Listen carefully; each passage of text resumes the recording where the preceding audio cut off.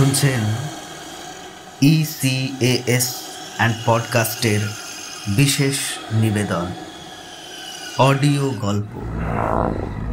বাংলা ও বিশ্ব সাহিত্যের আরও বিভিন্ন ধরনের গল্প শোনার জন্য চ্যানেলটি সাবস্ক্রাইব করে রাখুন। ময়লা বাবার আস্তানা কোড়াইল গ্রামে। বুড়িগঙ্গা পার হয়ে রিকশায় 2 কিলোমিটার যেতে হয়, তারপর হন্টন, কাঁচা রাস্তা, ক্ষেতের আইল, সব মিলিয়ে আরো 5 কিলোমিটার। মহাপুরুষদের দেখা পাওয়া সহজ ব্যাপার না। বাবা হিসেবে তার খ্যাতি এখনো বোধহয় তেমন ছড়ায়নি। অল্প কিছু ভক্ত উঠোনে শুকনো মুখে বসে আছে। উঠোনে চাটাই পাতা, বসার ব্যবস্থা। উঠোনে এবং টিনের বারান্দা সবই পরিষ্কার পরিচ্ছন্ন। যে বাবা সারা গায়ে ময়লা মেখে বসে থাকেন, তার ঘর দুয়ার এমন ঝকঝকে কেন? এই প্রশ্ন সঙ্গত কারণেই মনে আসে। আমার পাশে একজন হাঁপানির রোগী টেনে টেনে শ্বাস নিচ্ছে। দেখে মনে হয় সময় হয়ে এসেছে, চোখ মুখ উল্টে এক্ষুনি ভিড়মি খাবে। আমি তাতে বিভ্রান্ত হলাম না। হাঁপানি রোগীকে যত সিরিয়াসই দেখাক, এরা এত সহজে ভিড়মি খায় না। রোগী আমার দিকে চোখ ইশারা করে বললেন, বাবার কাছে আইছেন? আমি বললাম, হ্যাঁ। আপনার সমস্যা কি? সমস্যা কিছু না, ময়লা বাবাকে দেখতে এসেছি। আপনি রোগ সারাতে এসেছেন?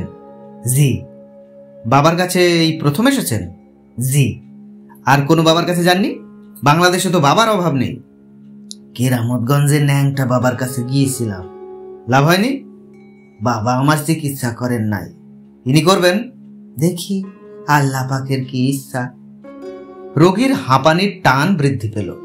আমি চোখ অন্যদিকে ফিরিয়ে নিলাম। মানুষের কষ্ট দেখা কষ্টের। হাঁপানি রোগীর দিকে বেশিক্ষণ তাকিয়ে থাকলে সুস্থ মানুষেরও নিঃশ্বাসের কষ্ট হয়। সকাল 11টার মতো বাজে। বাবার দেখা নেই। উঠোনে রোদ এসে পড়েছে, গা চিড়বিড় করছে। ভক্তের সংখ্যা বাড়ছে। বাবার খাদেমদের তৎপরতা চোখে পড়ছে। তারা ছেলেদের এক জায়গায় বসাচ্ছে, মেয়েদের এক জায়গায় বসাচ্ছে। সবারই উঠোনে চাটাইয়ে বসতে হচ্ছে, তবে চাটাইয়ের মাঝামাঝি চুনের দাগ দেয়া। এই দাগ আগে চোখে পড়েনি। চোখে সুরমা দেয়া মেয়ে মেয়ে চেহারার এক খাদেমকে নিচু গলায় বললাম, ময়লা বাবার টাকা পয়সা কি নেন? খাদেম বিরক্ত মুখে বলল, বাবা টাকা পয়সা নেন না। টাকা পয়সা না নিলে ওনার চলবে কিভাবে? ওনার কিভাবে চলে সেটা নিয়ে আপনার চিন্তা না করলেই চলবে। আপনাদেরও তো খরচাপাতি আছে। এই যে চোখে সুরমা দিয়েছেন, সেই সুরমারও তো নগদ পয়সায় কিনতে হয়। বাবার জন্য কিছু পয়সা করে নিয়ে এসেছি, কার কাছে দেব বলেন? বাবাকে জিজ্ঞেস করবেন। উনি দর্শন দেবেন কখন জানি না, যখন সময় হবে উনি একজন একজন করে ডাকবেন। সিরিয়াল ডাকবেন? মানে যে আগে এসেছে সে আগে যাবে? বাবার কাছে কোনো সিরিয়াল নাই, যাকে ইচ্ছা বাবা তাকে আগে ডাকবেন। অনেকে আসে, বাবা ডাকেনও না। আমার ডাক তো তাহলে নাও করতে পারে। অনেক দূর থেকে এসেছি ভাই সাহেব। বাবার কাছে নিকট দূর কোনো ব্যাপার না। তা তো বটেই, নিকট দূর হলো আমাদের মতো সাধারণ মানুষের জন্য, বাবাদের জন্য না। আপনি বেশি প্যাচাল পারতেছেন। প্যাচাল পারবেন না। বাবা প্যাচাল পছন্দ করেন না। জিম ধরে বসে থাকেন, ভাগ্য ভালো হলে ডাক পাবেন। আমি জিম ধরে বসে রইলাম। আমার ভাগ্য ভালো, বাবার ডাক পেলাম। খাদেম আমার কানে কানে ফিসফিস করে বলল, বাবার হুজরাখানা থেকে বের হবার সময় বাবার দিকে পিঠ দিয়ে বের হবেন না, এতে বাবার প্রতি অসম্মান হয়। আপনার এতে বিরাট ক্ষতি হবে। বাবাদের হুজরাখানা অন্ধকার ধরনের হয়, ধূপটুপ জ্বলে। ধূপের ধোঁয়ায় ঘর বোঝাই থাকে, দরজা জানালা থাকে বন্ধ। ভক্তকে এক ধরনের আদিভৌতিক পরিবেশে ফেলে দিয়ে হকচকিয়ে দেওয়া হয়, এটাই নিয়ম। ময়লা বাবার ক্ষেত্রে এই নিয়মের সামান্য ব্যতিক্রম দেখা গেল। তার হুজরাখানায় দরজা জানালা সবই খোলা, প্রচুর বাতাস। বাবা খালি গায়ে বসে আছেন। আসলেই গা ভর্তি ময়লা, মনে হচ্ছে ডাস্টবিন উপুর করে গায়ে ঢেলে দেওয়া হয়েছে। উৎকট গন্ধে আমার বমি আসার উপক্রম হলো। এই কি কাণ্ড! বিস্ময়কর ব্যাপার হচ্ছে, বাবার চোখে সোনালি ফ্রেমের চশমা এবং তার মুখ হাসি হাসি। কুটিল ধরনের হাসি না, সরল ধরনের হাসি। তিনি চশমার ফাঁক দিয়ে আমার দিকে তাকিয়ে টান টান গলায় সুর করে বললেন, কেমন আছো গো? আমি বললাম, ভালো। দুর্গন্ধ সহ্য হচ্ছে না? জি না। কিছুক্ষণ বসে থাকেন, সহ্য হয়ে যাবে। কিছুক্ষণ কষ্ট করেন। গায়ে ময়লা মেখে বসে আছেন কেন? কি করব বলেন, নাম হয়েছে ময়লা বাবা, নামের কারণে ময়লা মাখি। গু মেখে বসে থাকলে ভালো হতো, লোকে বলতো গু বাবা। তিনি হাসতে শুরু করলেন। এই হাসি স্বাভাবিক মানুষের হাসি না, অস্বাভাবিক হাসি এবং খানিকটা ভয় ধরানো হাসি। আপনার নাম কি গো বাবা? হিমু। বাহ, ভালো নাম, সুন্দর নাম। পিতা রেখেছেন? জি। ভালো, অতি ভালো। গন্ধ কি এখনো নাকে লাগছে বাবা? এখনো লাগছে, সহ্য হয়ে যাবে। সব খারাপ জিনিসই মানুষের সহ্য হয়ে যায়। আপনার কি অসুখ বিসুখ আছে? না। এত চট করে না বলবেন না। মানুষের অনেক অসুখ আছে যা ধরা যায় না। জ্বর হয় না, মাথা বিষ করে না, তারপরেও অসুখ থাকে, ভয়ঙ্কর অসুখ। এই যে আমি ময়লা মেখে বসে আছি, এটা অসুখ না? জি, অসুখ। মনের ভেতর আমরা যখন ময়লা নিয়ে বসে থাকি তখন সেটা অসুখ না, কারণ সেই ময়লা দেখা যায় না, সেই ময়লার দুর্গন্ধ নাই, তাই না বাবা? জি। বাইরের ময়লা পরিষ্কার করা যায়। এখন আমি যদি গরম পানি দিয়া গোসল দেই, শরীরে সাবান দিয়া ডলা দেই, ময়লা দূর হবে? হবে না? হবে। মনের ময়লা দূর করার জন্য গোসলও নাই, সাবানও নাই। ঠিক বলেছেন। আপনি আমার কাছে কি জন্য এসেছেন বলেন? শুনেছি আপনার আধ্যাত্মিক ক্ষমতা আছে, আপনি মানুষের মনের কথা ধরতে পারেন। সত্যি পারেন কি না দেখতে এসেছি। পরীক্ষা করতে এসেছেন? পরীক্ষা না, কৌতূহল। শুনেন বাবা, আমার কোনো ক্ষমতা নাই। ময়লা মেখে বসে থাকি বলে লোকে নানান কথা ভাবে। কেউ কেউ কি করে জানেন? আমার গা থেকে ময়লা নিয়ে তাবিজ করে গলায় পরে, এতে নাকি তাদের রোগ আরোগ্য হয়। ডাক্তার কবিরাজ গেল তো ময়লা বলে কত জল। ময়লা বাবা আবারও অপ্রকৃতিস্থের মতো হাসতে শুরু করলেন। আমি দীর্ঘ নিঃশ্বাস ফেললাম। শুধু শুধু পরিশ্রম করেছি। মানসিক দিক দিয়ে অপ্রকৃতিস্থ একজন মানুষ, এর কাছ থেকে বেশি কিছু আশা করা ঠিক না। জ্ঞানগর্ভ কিছু কথা এরা বলে, কিংবা সাধারণ কথাই বলে, পরিবেশের কারণে সেই সাধারণ কথা জ্ঞানগর্ভ কথা বলে মনে হয়। ময়লা নিবেন বাবা? জি না।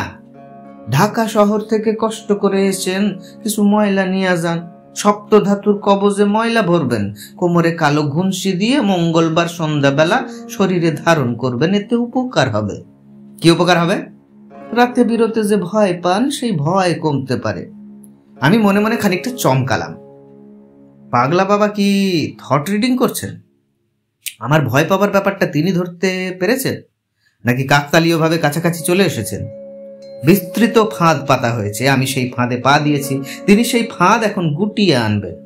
ভয়ের কথা কেন বলছেন? আমি তো ভয় পাই না। রাতে কোনোদিন ভয় পান নাই বাবা? জি না। উনারে তো একবার দেখলেন, ভয় তো পাওনের কথা।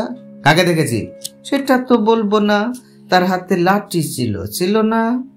আমি মোটামুটি ভাবে নিশ্চিত হলাম ময়লা বাবা থট রিডিং জানেন। কোন একটি বিশেষ প্রক্রিয়ায় তিনি আমার মনের কথা পড়তে পারছেন। এটি কি কোনো গোপন বিদ্যা, যে বিদ্যার চর্চা শুধুই অপ্রকৃতিস্থ মানুষের মধ্যেই সীমাবদ্ধ? ময়লা বাবাকে প্রশ্ন করলে কি জবাব পাওয়া যাবে? মনে হয় না। আমি উঠে দাঁড়ালাম। ময়লা বাবা বললেন, বাবা কি চলে যাচ্ছেন? আমি বললাম, হ্যাঁ। পরীক্ষা কি আমি পাশ করেছি? মনে হয় করেছেন, বুঝতে পারছি না। বুঝেছেন বাবা? আমি নিজেও বুঝতে পারি না, খুব কষ্টে আছি। দুর্গন্ধ কি এখনো পাচ্ছেন বাবা? জি না। সুগন্ধ একটা পাচ্ছেন না? সুগন্ধ পাওয়ার কথা, অনেকেই পায়।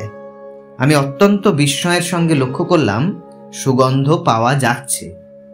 আমার প্রিয় একটা ফুলের গন্ধ, বেলি ফুলের গন্ধ। গন্ধে কোনো অস্পষ্টতা নেই, নির্মল গন্ধ। এটা কি কোনো ম্যাজিক? আড়কের শিশি গোপনে ঢেলে দেওয়া হয়েছে? গন্ধ পাচ্ছেন না বাবা? জি পাচ্ছি। ভালো, এখন বলেন দেখি, পরীক্ষায় উত্তীর্ণ হয়েছি? ময়লা বাবা আবার চশমার ফাঁক দিয়ে তাকাচ্ছেন। ম্যাজিশিয়ান তার কোনো খেলা দেখানোর পর যে ভঙ্গিতে দর্শকের বিস্ময় উপভোগ করে, অবিকল সেই ভঙ্গি। আমি বললাম, আমার ধারণা আপনার কিছু ক্ষমতা আছে। কিছু ক্ষমতা তো সবারই আছে, আপনারও আছে। আমি যদি ঢাকা শহরে আপনাকে নিয়ে যেতে চাই, আপনি যাবেন? না। না কেন? অসুবিধা আছে, আপনি বুঝবেন না। তাহলে আজ উঠি? আচ্ছা যান, আপনার যে খেলা দেখালাম তার জন্য নজরানা দেবেন না, 100 টাকার নোটটা রেখে যান। শুনেছিলাম আপনি টাকা পয়সা নেন না। সবার কাছ থেকে নেই না, আপনার কাছ থেকে নিব। কেন? সেটা বলবো না, সবকিছু বলতে নাই। আচ্ছা এখন যান, একদিনে অনেক কথা বলে ফেলছি, আর না। আমি যদি কাউকে সঙ্গে করে নিয়ে আসি, তাকে কি আপনি আপনার খেলা দেখাবেন? ময়লা বাবা আবারও অপ্রকৃতিস্থের হাসি হাসতে শুরু করলেন।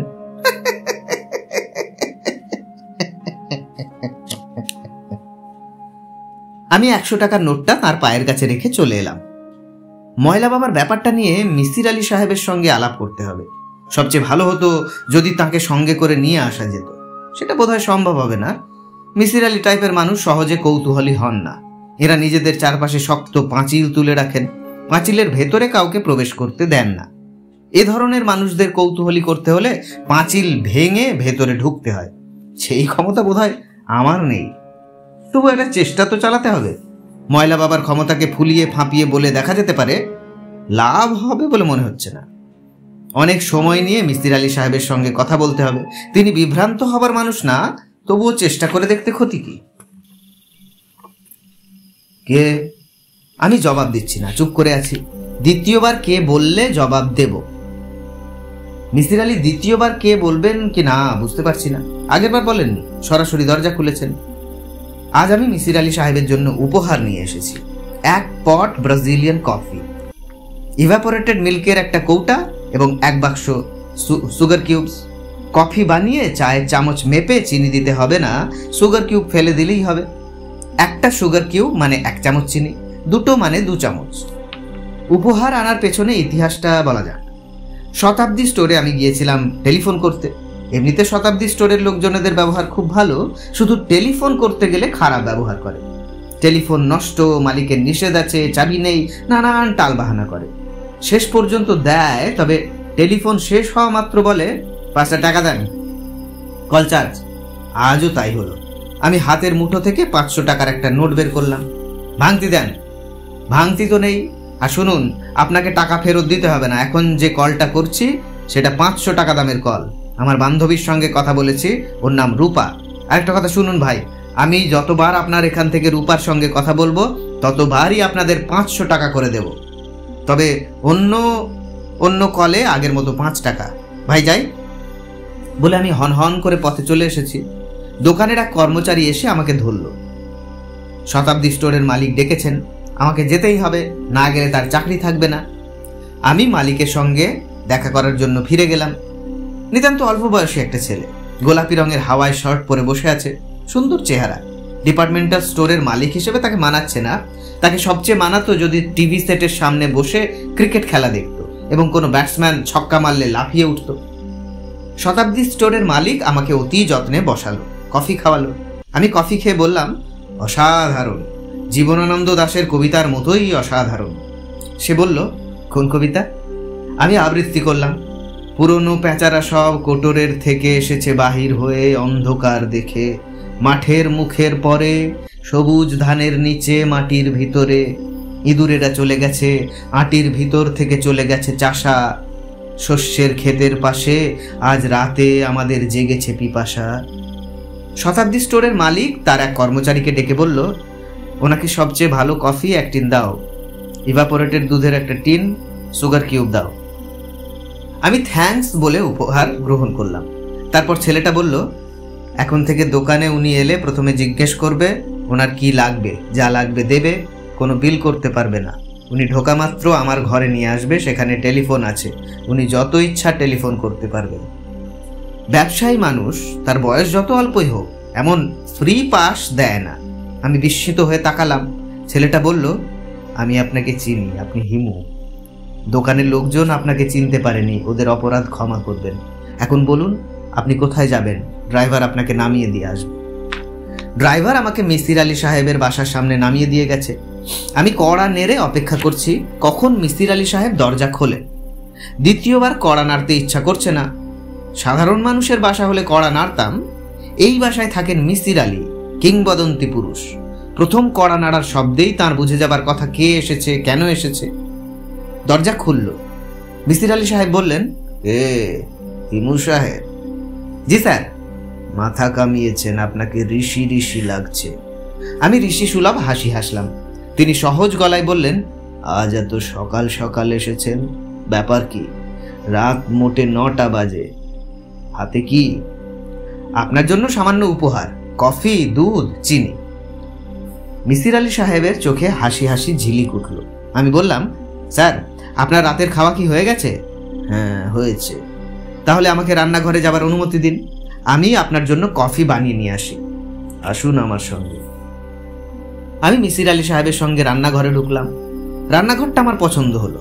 মনে হচ্ছে রান্নাঘরটাই আসলে তাঁর লাইব্রেরি। 3টা উঁচু বেতের চেয়ার, সেলফ ভর্তি বই। রান্না করতে করতে হাত বাড়ালেই বই পাওয়া যায়। রান্নাঘরে একটা ইজি চেয়ারও আছে।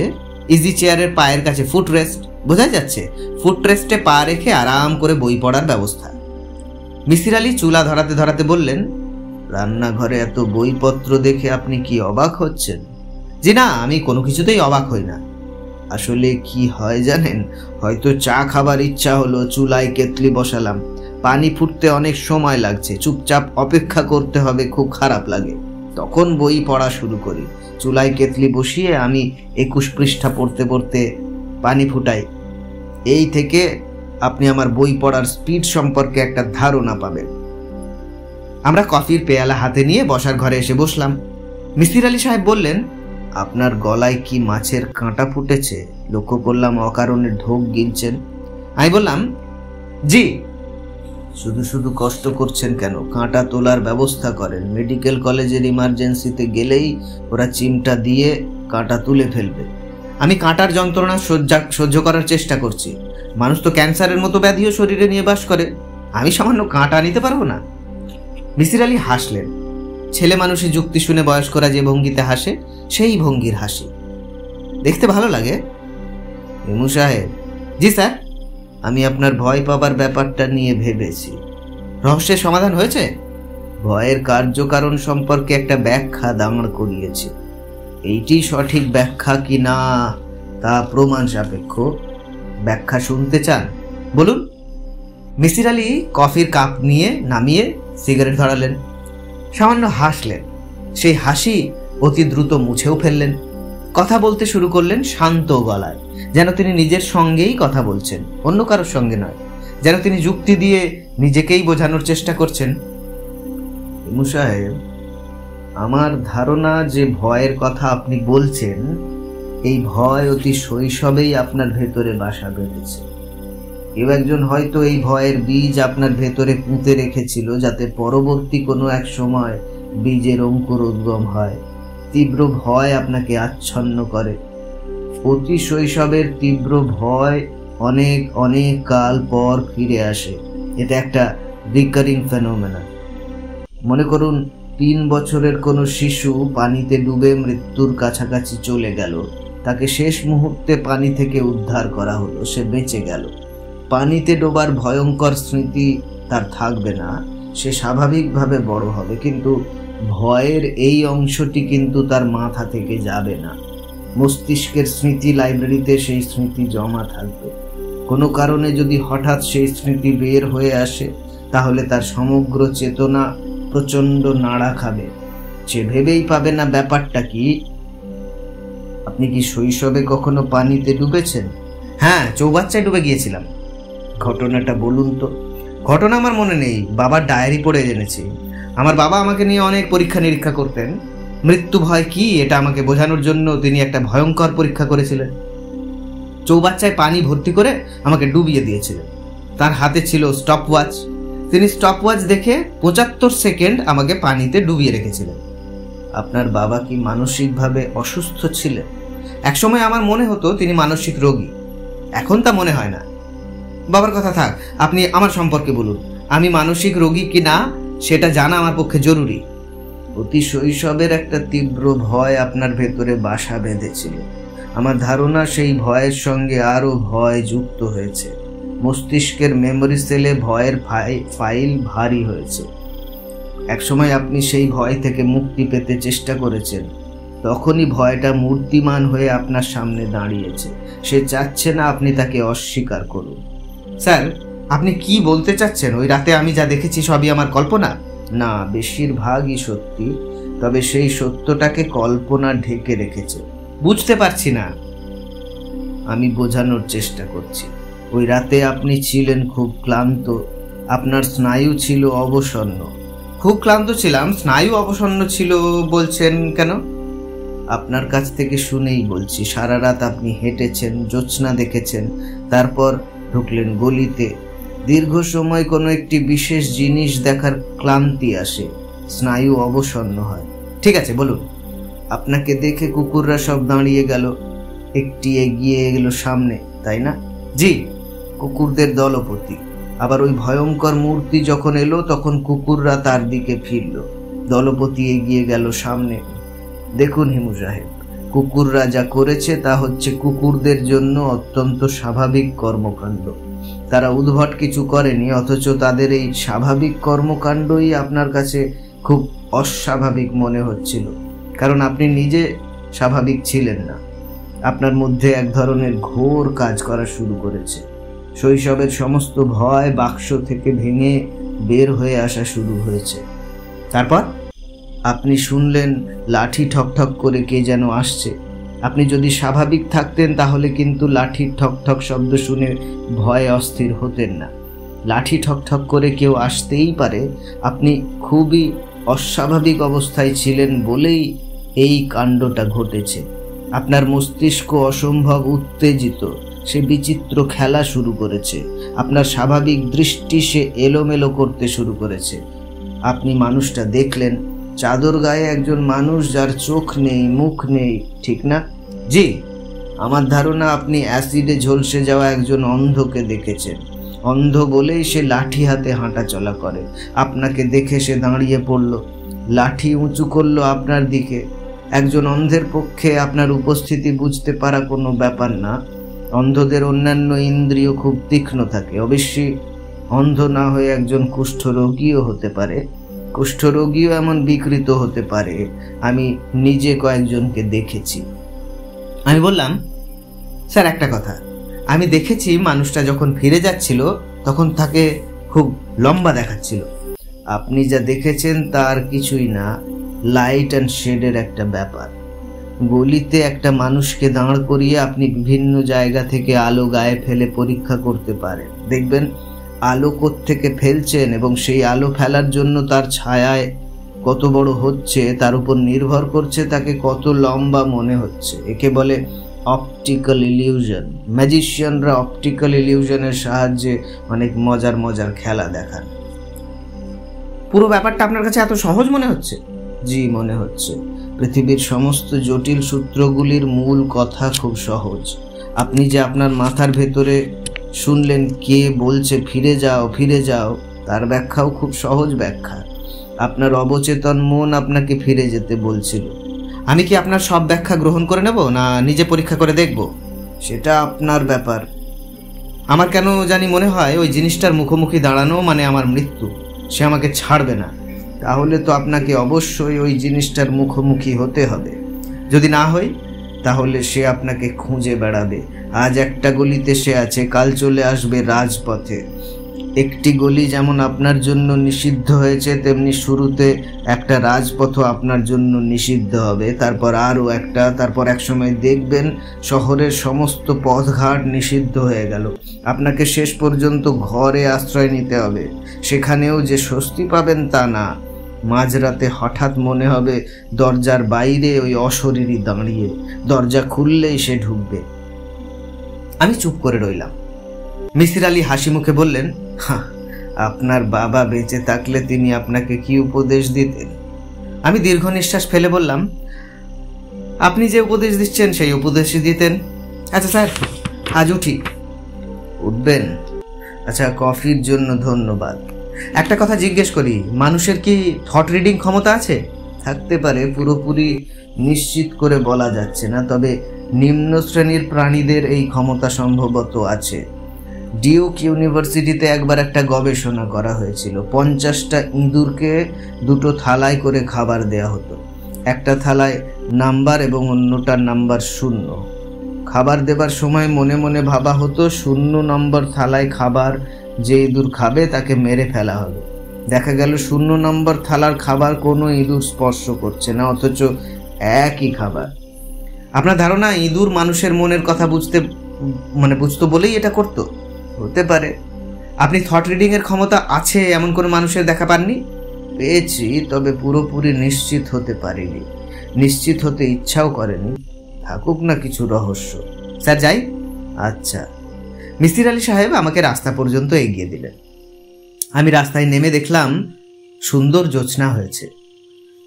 কোথায় যাওয়া যায়? কোথাও যেতে ইচ্ছে করছে না, পথে পথে হাঁটতেও ভালো লাগছে না। ভ্রমণের নেশায় মাতাল ভূপর্যটকও কি একসময় ক্লান্ত হয়ে বলেন, হাঁটতে ভালো লাগছে না? পরম শ্রদ্ধেয় সাধু, যিনি প্রতি সন্ধ্যায় মুণ্ডিত মস্তকে বৎসদের নানান জ্ঞানের কথা বলেন, তিনিও কি একসময় ক্লান্ত হয়ে বলেন, আর ভালো লাগছে না? মানুষের শরীর যন্ত্রের 2টি তার একটিতে ক্রমাগতই বাজে ভালো লাগছে, ভালো লাগছে, অন্যটিতে বাজে ভালো লাগছে না, ভালো লাগছে না। 2টি তার একসঙ্গেই বাজতে থাকে। একটি উঁচু স্বরে উঁচু সপ্তক, অন্যটি মন্ত্র সপ্তক। কারো কারো কোনো একটি তার ছিঁড়ে যায়। আমার বেলায় কি হচ্ছে? ভালো লাগছে তারটি কি ছিঁড়ে গেছে? ঘরে ফিরে যাব, 4 দেয়ালে নিজেকে বন্দি করে ফেলবো, সেই ইচ্ছাও করছে না। আমি আশরাফুজ্জামান সাহেবের সন্ধানে রওনা হলাম। তিনি কি কন্যার শ্বশুরবাড়িতে গিয়েছেন? মনে হয় না। অতি আদরের মানুষের অবহেলা সহ্য করার ক্ষমতা মানুষের নেই। মানুষ বড়ই অভিমানী প্রাণী।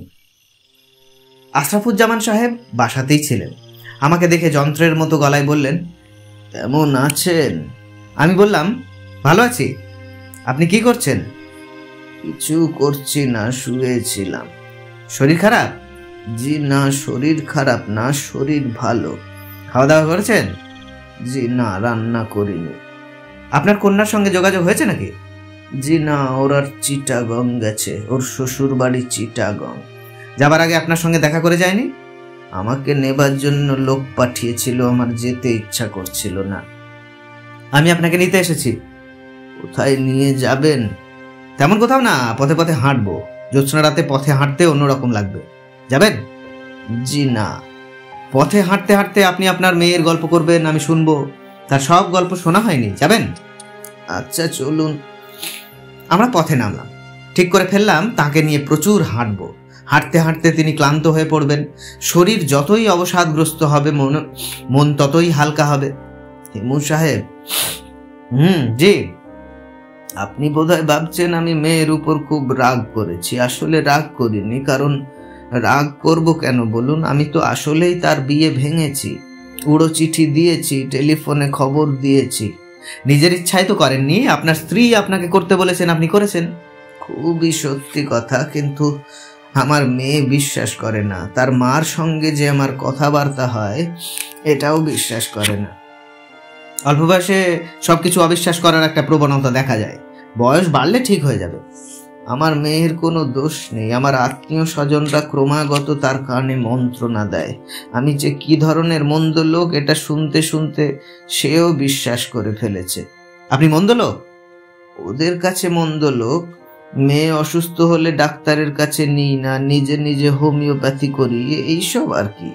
ওরা তো জানে না আপনি যা করেন স্ত্রীর পরামর্শে করেন। জানে, ওদের বলেছি, কিন্তু ওরা বিশ্বাস করে না। মেয়ের বিয়ে হয়ে যাওয়ার পর কি আপনার স্ত্রীর সঙ্গে আপনার কথা হয়েছে? জি না। আশ্চর্য তো। আমি নিজেও খুব আশ্চর্য হয়েছি। আজ সন্ধ্যা থেকে ঘর অন্ধকার করে শুয়েছিলাম। সে থাকলে অবশ্যই কথা বলতো, সে নেই। আশরাফুজ্জামান সাহেব, এমন তো হতে পারে যে তিনি কোনো কালেই ছিলেন না। আপনার অবচেতন মন তাকে তৈরি করেছে, হতে পারে না? আশরাফুজ্জামান সাহেব জবাব দিলেন না, মাথা নিচু করে হাঁটতে লাগলেন। আশরাফুজ্জামান সাহেব। জি। খিদে লেগেছে? জি। আসুন খাওয়া দাওয়া করি। আপনি খান, আমার কিছু খেতে ইচ্ছা করছে না। আমি এখন বাসায় চলে যাব। আপনার সঙ্গে ঘুরতে ভালো লাগছে না। আপনাকে আমি পছন্দ করতাম, কারণ আমার ধারণা ছিল আপনি আমার স্ত্রীর কথা বিশ্বাস করেন। আপনার স্ত্রীকে বিশ্বাস করি বা না করি, আপনাকে তো করি, সেটাও কি যথেষ্ট না? আশরাফুজ্জামান সাহেব হন হন করে এগুচ্ছেন। আমার খুব মায়া লাগছে। রাগ ভাঙিয়ে ভদ্রলোককে রাতের ট্রেনে তুলে দেওয়া যায়। তুর্না নিশিথায় তুলে দেব, সেই ট্রেন চিটাগং পৌঁছায় ভোর রাতে। আশরাফুজ্জামান সাহেব ট্রেন থেকে নেমে দেখবেন স্টেশনে তাকে নিতে মেয়ে এবং মেয়ে জামাই দাঁড়িয়ে আছে। বাস্তবের সঙ্গে সব গল্পের সুন্দর সুন্দর সমাপ্তি থাকলে ভালো হতো। বাস্তবের গল্পগুলির সমাপ্তি ভালো না। বাস্তবের অভিমানী বাবারা নিজেদের অভিমান এত সহজে ভাঙে না। রূপকথার মতো সমাপ্তি বাস্তবে হয় না। আশরাফুজ্জামান সাহেব, 1 সেকেন্ডে একটু দাঁড়ান তো। আশরাফুজ্জামান সাহেব দাঁড়ালেন। আমি দৌড়ে তাকে ধরলাম। চলুন, আপনাকে বাসা পর্যন্ত এগিয়ে দিই। দরকার নেই, আমি বাসা চিনে যেতে পারবো। আপনার জন্য বলছি না, আমি আমার নিজের জন্য বলছি। আমার একটা সমস্যা হয়েছে, আমি একা একা রাতে হাঁটতে পারবো না, ভয় পাই। আশরাফুজ্জামান সাহেব শান্ত গলায় বললেন, চলুন যাই। আমরা হেঁটে হেঁটে ফিরছি, কেউ কোনো কথা বলছি না। আশরাফুজ্জামান সাহেব গলা চকচক করছে, তিনি কাঁদছেন। কান্না ভেজা গালে চাঁদের ছায়া পড়ছে। চোখের জলে চাঁদের ছায়া আমি এই প্রথম দেখছি। অদ্ভুত তো, ভেজা গালে চাঁদের আলো নিয়ে কি কোনো কবিতা লেখা হয়েছে, কোনো গান? আশরাফুজ্জামান সাহেব, জি? মেয়ের উপর রাগ কমেছে? ওর উপর আমার কোনো রাগ ছিল না। আচ্ছা হিমু সাহেব, আজ কি পূর্ণিমা? জি না, আজ পূর্ণিমা না। পূর্ণিমার জন্য আপনাকে আরো 3 দিন অপেক্ষা করতে হবে। মেয়েটা কষ্ট পাবে, মেয়েটা ভাববে তার উপর রাগ করে বিষ খেয়েছি। তাকে সুন্দর করে গুছিয়ে একটা চিঠি লিখে যাবেন, ভালো মতো সব ব্যাখ্যা করবেন, তাহলেই হবে। তারপরেও কষ্ট হবে, সেই কষ্ট দীর্ঘস্থায়ী হবে না। দীর্ঘস্থায়ী হবে না কেন? আপনার মেয়ে তার সংসার নিয়ে ব্যস্ত হয়ে পড়বে, তার সংসারে ছেলেপুলে আসবে, কারো হাম হবে, কারোর হবে কাশি। ওদের বড় করা, স্কুলে ভর্তি করানো, হোমওয়ার্ক করানো, ঈদে নতুন জামা কেনা, অনেক ঝামেলা। দোকানের পর দোকান দেখা হবে, ফ্রকের ডিজাইন পছন্দ হবে না। এত সমস্যার মধ্যে কে আর বাবার মৃত্যু নিয়ে মাথা ঘামাবে? আশরাফুজ্জামান সাহেব হেসে ফেললেন, সহজ স্বাভাবিক হাসি। মনে হচ্ছে তার মন থেকে কষ্টবোধ পুরোপুরি চলে গেছে। হিমু সাহেব, জি? আপনি মানুষটা খুব মজার মানুষ হিসেবে আপনাকে মজার একটা সাজেশন দেব, দিন। চলুন, আমরা কমলাপুর রেল স্টেশনে চলে যাই। আপনি তুর্নানিশিথায় চেপে বসুন। অন্ধকার থাকতে থাকতে চিটাগং রেল স্টেশনে নামবেন। নেমেই দেখবেন আপনার মেয়ে এবং মেয়ে জামাই দাঁড়িয়ে আছে। মেয়ের চোখ ভর্তি জল, সে ছুটে এসে আপনাকে জড়িয়ে ধরবে। আশরাফুজ্জামান শব্দ করে হাসলেন। আমি বললাম, হাসছেন কেন? আপনার উদ্ভট কথাবার্তা শুনে হাসছি। পৃথিবীটা ভয়ঙ্কর উদ্ভট, কাজেই উদ্ভট কাণ্ড কারখানা মাঝে মধ্যে করা যায়। সবচেয়ে বড় কথা কি জানেন হিমু সাহেব? এখন বাজছে রাত 12টা, তুর্নানিশিথা চলে গেছে। আমার মনে হচ্ছে যায়নি, লেট করছে। শুধু শুধু লেট করবে কেন? লেট করবে কারণ এই ট্রেনে চেপে এক অভিমানী পিতা আজ রাতে তার কন্যার কাছে যাবেন। আমি নিশ্চিত আজ ট্রেন লেট। আপনি নিশ্চিত? হ্যাঁ, আমি নিশ্চিত, কারণ আমি হচ্ছি হিমু। পৃথিবীর রহস্যময়তা আমি জানি। ট্রেন যে আজ লেট হবে এই বিষয়ে আপনি বাজি ধরতে চান? হ্যাঁ চাই, বলুন কি বাজি? ট্রেন যদি সত্যি সত্যি লেট হয় তাহলে আপনি সেই ট্রেনে চেপে বসবেন। আশরাফুজ্জামান সাহেব চুপচাপ দাঁড়িয়ে আছেন, মনে হয় ঠিক বুঝে উঠতে পারছেন না কি করবেন। আমি বেবি ট্যাক্সির সন্ধানে বের হলাম। দেরি করা যাবে না, অতি দ্রুত কমলাপুর রেল স্টেশনে পৌঁছতে হবে। আন্তনগড় ট্রেন অনন্তকাল কারোর জন্য দাঁড়িয়ে থাকে না। ট্রেন লেট ছিল। আমরা যাবার 15 মিনিট পর ট্রেন ছাড়ল। চলন্ত ট্রেনের জানালা থেকে প্রায় পুরো শরীর বের করে আশরাফুজ্জামান সাহেব আমার দিকে হাত নাড়ছেন। তার মুখ ভর্তি হাসি, কিন্তু গাল আবারও ভিজে গেছে। ভেজা গালে স্টেশনের সরকারি ল্যাম্পের আলো পড়েছে, মনে হচ্ছে চাঁদের আলো।